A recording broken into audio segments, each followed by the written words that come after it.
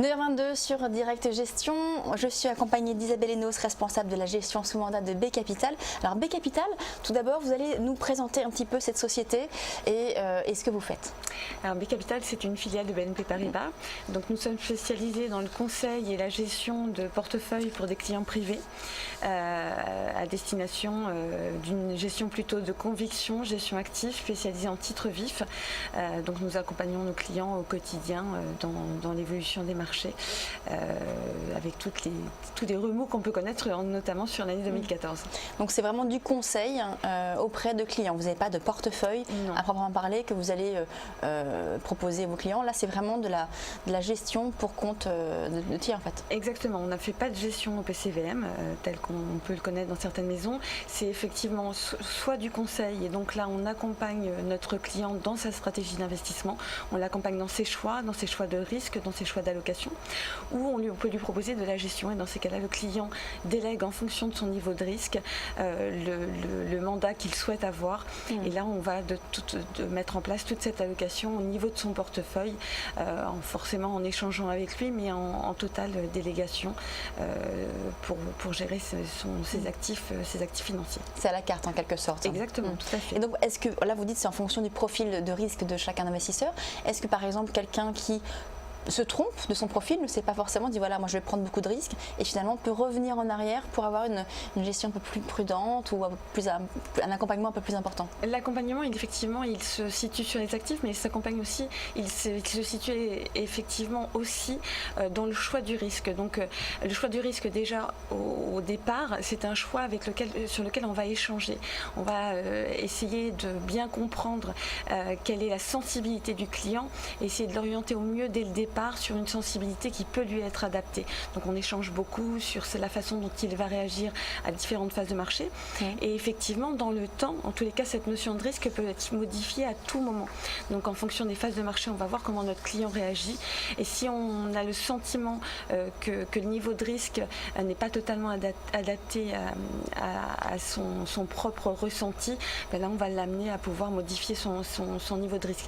Et ce niveau de risque, c'est important aussi parce que c'est un niveau qui va se modifier dans l'échelle de vie d'un client. Un client pourra tout à fait à un moment donné, parce qu'il sera à une phase de vie où il pourra investir, choisir un niveau de risque un peu plus offensif, et dans le temps, parce qu'il devient retraité, parce qu'il a d'autres problématiques personnelles, immobilières, et là on va l'accompagner dans la modification de ce niveau de risque.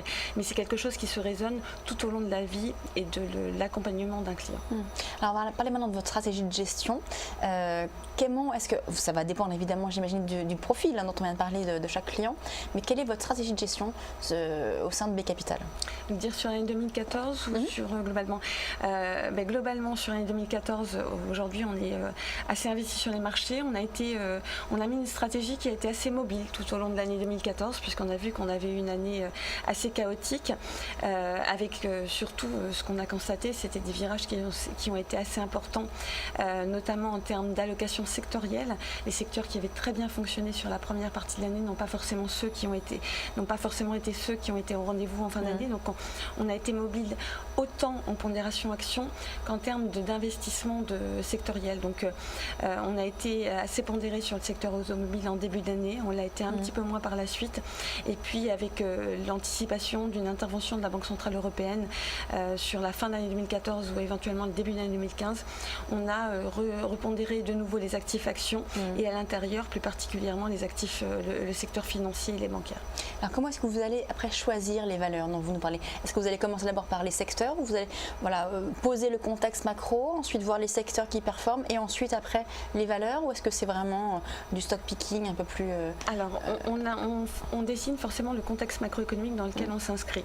Donc on dresse un tableau global sur déjà les perspectives qu'on attend zone après zone, et puis après aussi également en termes de valorisation, est-ce que ces marchés sont très valorisés, est-ce qu'il y a des perspectives de revalorisation dans les mois à venir. Donc clairement c'est ce tableau-là qui dessine la première étape de notre investissement. Après on sera essentiellement sur du stock picking, même si comme je vous le disais à l'instant, on va avoir des thématiques qu'on va jouer parce que globalement on va avoir des attentes importantes sur un secteur. Ceci étant, ça restera quand même la stratégie de l'entreprise qui va dominer notre choix d'investissement. Donc à à l'intérieur de ce secteur, de toute façon, on va redescendre vraiment sur quelle entreprise nous semble la mieux positionnée pour accompagner ce mouvement-là. Et donc là, c'est des critères de quoi alors de valorisation, de management, de quoi? Clairement, effectivement, il y a 3 critères qui sont importants. Les perspectives de croissance qu'on va avoir pour les prochains mois, le management qui met en place, la confiance qu'on va avoir dans ce management et effectivement la valorisation. Est-ce qu'on est sur un actif qui nous semble correctement valorisé ou sur lequel on a des perspectives de revalorisation importantes dans les mois à venir? Alors je rappelle que vous n'avez pas un portefeuille que vous gérez, donc vous n'avez pas de ligne spécifiquement, on va pas dire voilà vous avez 50 lignes, voilà. Vous pouvez suivre autant de valeurs que vous voulez finalement, parce que ça va être à discrétion du client. Oui. Vous allez lui proposer finalement des valeurs, c'est bien ça? On va lui proposer, ou on va investir pour lui sur des valeurs.